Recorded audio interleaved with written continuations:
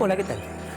Venía pensando que no importa dónde, en nuestras casas, en la escuela o en el supermercado, siempre estamos rodeados de elementos que estudia la matemática. Nos vamos a encontrar con figuras geométricas, números, líneas, en cualquier lugar a donde miremos. En el programa de hoy nos vamos a ocupar de un elemento que está presente en todo: los ángulos y sus posiciones. Desde siempre la necesidad empujó al hombre. Por eso, cuando el ser humano necesitó contar, creó los números. Cuando quiso calcular, desarrolló operaciones. Luego, definió relaciones y determinó las propiedades numéricas. Y con esos elementos, sumados al uso de la lógica, el hombre creó los instrumentos adecuados para solucionar diferentes problemas. Las primeras referencias a la matemática avanzada y organizada datan del tercer milenio antes de Cristo, en Babilonia y Egipto. Eran matemáticas dominadas por la aritmética, con cierto interés en medidas y cálculos geométricos, pero no se hacía mención a ningún concepto matemático. Fueron los griegos quienes tomaron los elementos matemáticos de los babilonios y de los egipcios. Su aporte más importante fue en la geometría, que dejó de ser solamente concreta para convertirse en abstracta. A finales del siglo IV, Euclides escribió su famosa obra Elementos,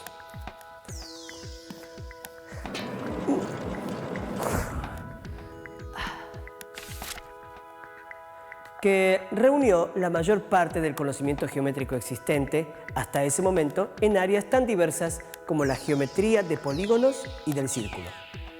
Aunque parezca mentira, esos conocimientos son la base de la geometría que actualmente se aprende en la escuela, se utiliza en la vida cotidiana y que en honor a Euclides se llama euclidiana.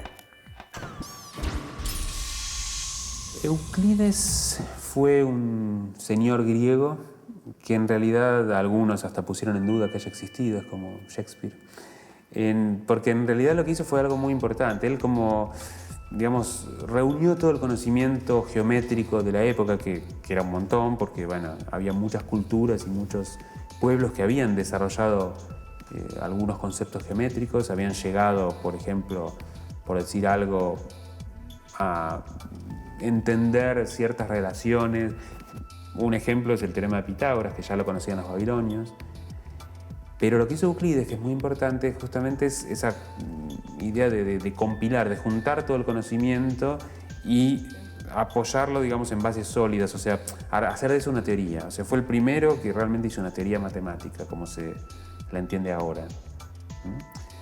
En general se decía que los babilonios tenían una matemática que era una mezcla de religiosidad y juego. En cambio, ya los griegos tienen el método, que es el método que usamos ahora, ¿no? O sea, pensar una teoría construida en base a axiomas, y los axiomas permiten demostrar teoremas. Mucho tiempo después de que Euclides escribió su teoría, a raíz de una cierta duda que generó uno de los postulados de Euclides, surgieron nuevas geometrías, que son las geometrías no euclidianas, que uno, como te dije recién, no las usa en la vida cotidiana, pero sin embargo son muy importantes, digamos, en la física. Fueron todo un cambio de paradigma. O sea, Newton se basaba en la geometría euclidiana para construir su sistema, y en cambio Einstein usó una geometría no euclidiana. Euclides basó su geometría en axiomas, es decir, verdades que no debían demostrarse, solo se aceptaban por ser evidentes para todos. Uno de los axiomas de Euclides, aunque formulado en un lenguaje actual, es: existe una única recta que une dos puntos del plano. Pero para pensar como Euclides, veamos un ejemplo de esta afirmación. En un arco de fútbol hay una sola línea recta posible que puede pintarse en el piso de poste a poste.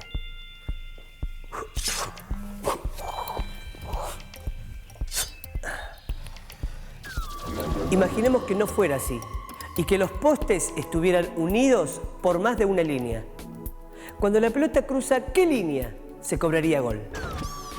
Si quieren comprobar ustedes mismos que existe una única recta que une dos puntos del plano, dibujen dos puntos en el patio o en una hoja y vean qué caminos rectos posibles pueden seguir para ir de un punto al otro. Ahora tomemos uno solo de esos puntos y veamos de cuántas maneras podemos dibujar rectas que pasan por él. Como vemos, hay infinitas maneras y cada camino señala una recta distinta. Eso es otro axioma de la geometría, que se puede formular de la siguiente manera. Por un punto del plano pasan infinitas rectas. Ahora sobre ese punto marquemos dos rectas no perpendiculares. Podemos observar que el plano que las contiene queda dividido en 4 zonas. Cada una de ellas es un ángulo. Entonces, siempre que se tengan dos rectas secantes, es decir, que se cortan en un punto, se determinan 4 zonas sobre el plano, cada una de las cuales se llama ángulo convexo. Si analizamos matemáticamente el limpiaparabrisas de un auto, veremos a una semirrecta que gira alrededor de su origen, barriendo una región del plano. Esa región es el ángulo. Tenemos dos semirrectas del mismo origen, con una de ellas fija. Se llama ángulo a la zona del plano que es barrida por la otra semirrecta al girar alrededor del punto fijo, que es el vértice. Ángulos, vértices y rectas son figuras geométricas cuyas aplicaciones prácticas pueden ser muy útiles. Cuando regresemos veremos sus propiedades.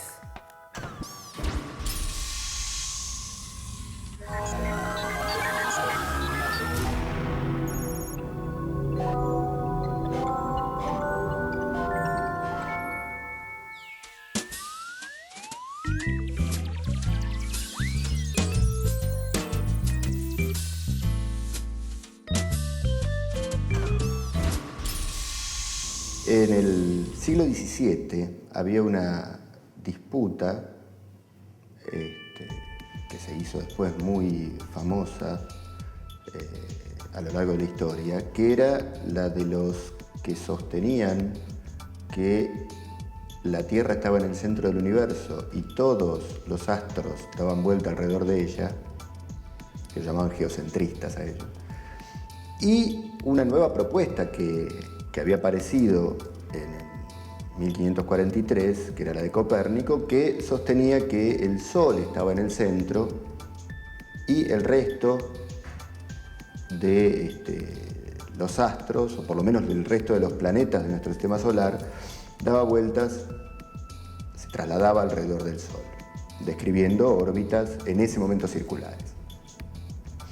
Una de las controversias que se planteó en ese momento era el llamado problema del ángulo de paralaje estelar. El problema no es muy complicado y es un lugar donde se ve la aplicación de ángulos y la relevancia que tenía la medición y el uso de las relaciones entre ángulos. Si uno mira una estrella desde la Tierra en cierta época del año, la va a ver bajo cierta dirección.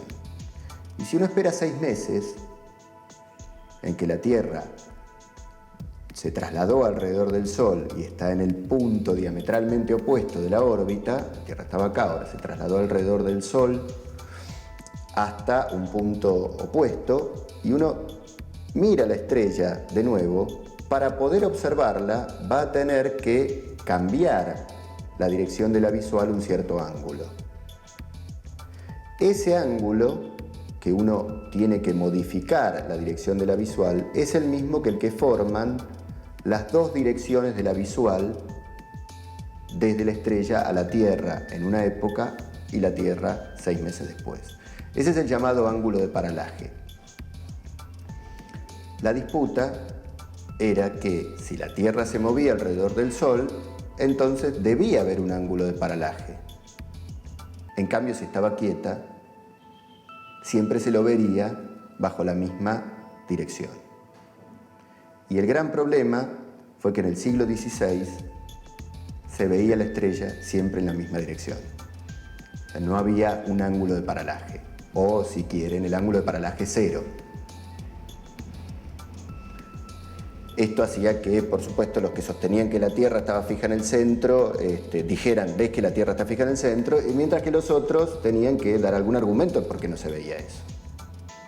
Lo que dijeron, por supuesto, fue que el ángulo era demasiado chiquito para detectarlo a simple vista.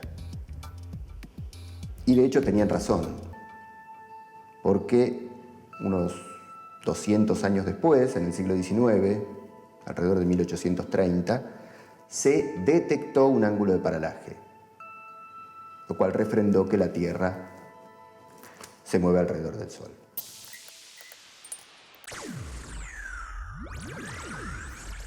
Recién vimos cómo dos rectas secantes determinan 4 ángulos.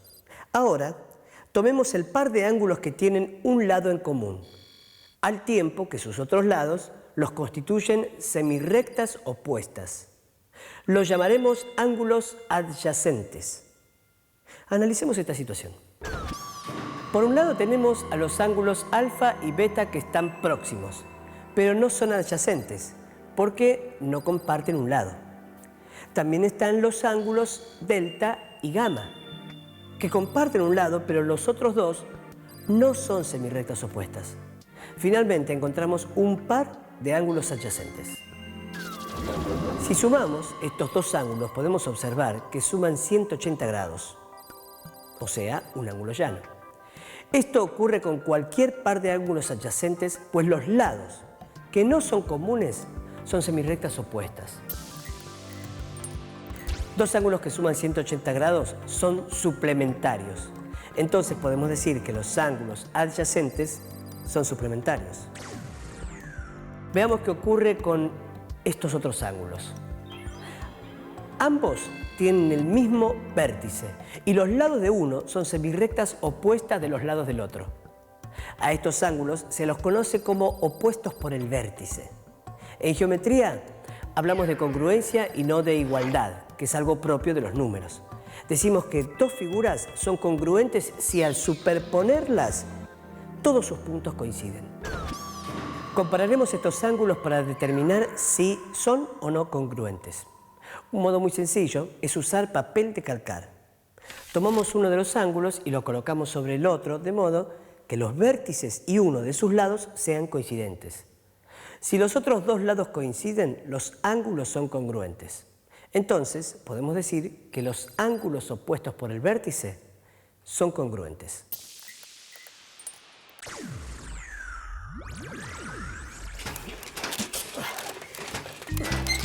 La idea de rectas paralelas la dan muy bien las vías del tren en los tramos en que no hay curvas.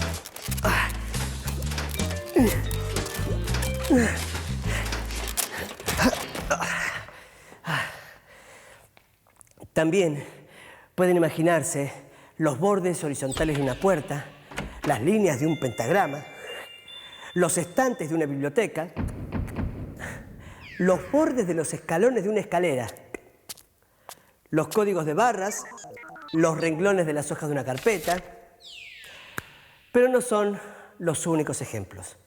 Si miramos a nuestro alrededor, encontraremos muchos ejemplos más. Otro ejemplo muy cotidiano y que particularmente los nenes más chicos lo pueden llegar a utilizar cuando tenemos algunos programas o algunos jueguitos donde tienen que mover un Pac-Man o una tortuga, originalmente era una tortuga, y lo tienen que orientar para que persiga tal o cual cosa, o que avance o que retroceda. Tenemos que tener muy claro el tema del sentido del ángulo, o sea, hacia dónde quiero que gire, y la amplitud, si es un ángulo de 90 grados, si es un ángulo de 45 grados, si es en el sentido de las agujas del reloj, va a ser un ángulo negativo, si es en el sentido contrario a las agujas del reloj, es un ángulo positivo. Entonces tenemos que tener muy claro porque esas órdenes las tiene que dar el usuario, o sea, el chico jugando, ¿sí? Hace mucho tiempo, cuando se introdujeron estos juegos, en general la orden había que darla por escrito y poner el signo del ángulo y la amplitud del ángulo, ¿sí? Hoy a lo mejor lo hacen más intuitivamente, pero bueno, si giro para el lado contrario, obviamente no voy a alcanzar el objetivo que me propongo con el juego.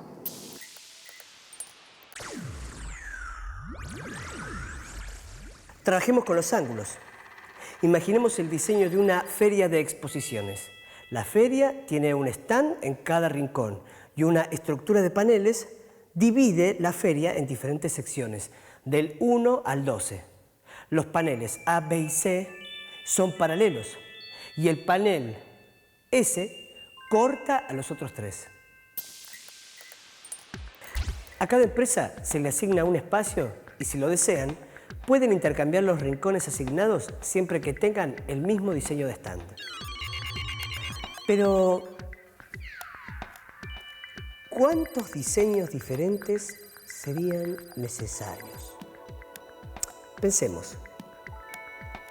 ¿Cuáles son los rincones que tienen el mismo diseño de stand que el del rincón 1? ¿Y cuáles empresas no pueden intercambiar de stand?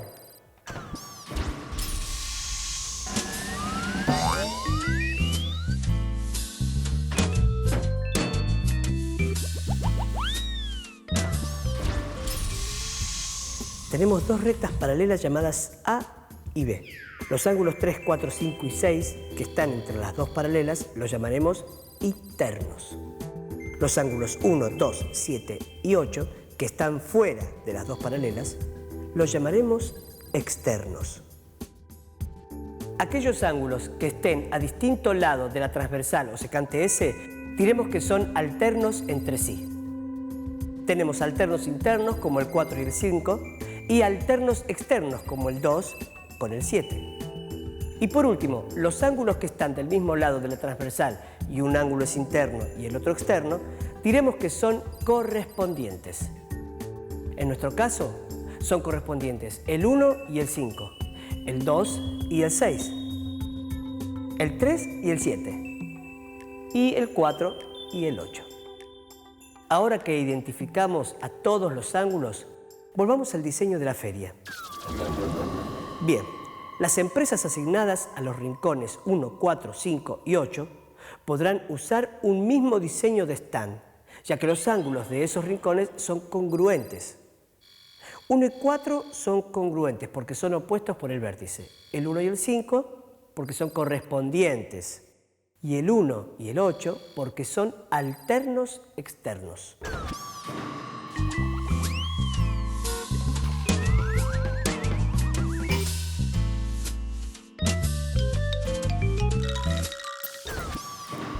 Por otro lado, las empresas asignadas a los rincones 2, 3, 6 y 7 utilizarán otro diseño de stand.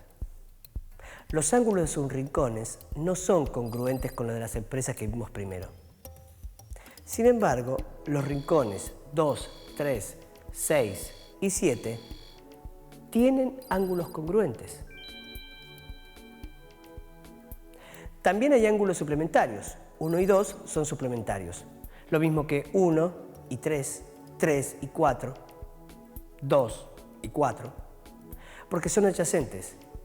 Pero no son los únicos. El 8 también es suplementario de 2, de 3, de 6 y de 7. Lo mismo el 1, que es suplementario de los mismos ángulos que el 8. En conclusión, hay solo dos tipos de ángulos. Los ángulos 1, 4, 5 y 8 son del primer tipo. Y los ángulos 2, 3, 6 y 7 son del segundo tipo. Cada ángulo de cierto tipo es congruente con cada uno de los de su mismo tipo. Y es suplementario de cada uno de los de tipo diferente. Cuando regresemos, nos pondremos a trabajar en la construcción de rectas paralelas. Ya volvemos.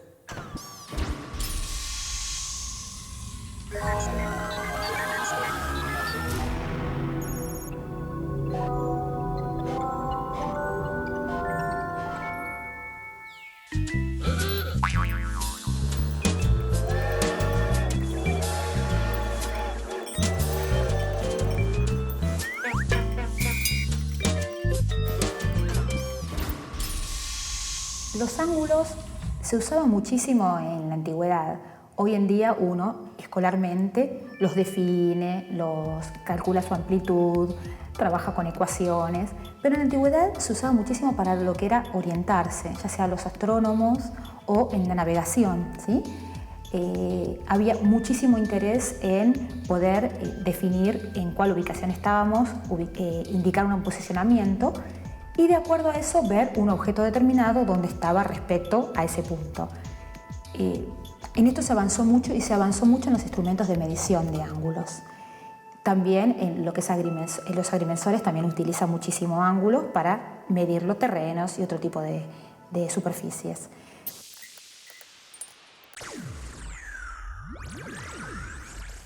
Ya sabemos que los ángulos correspondientes entre paralelas son congruentes.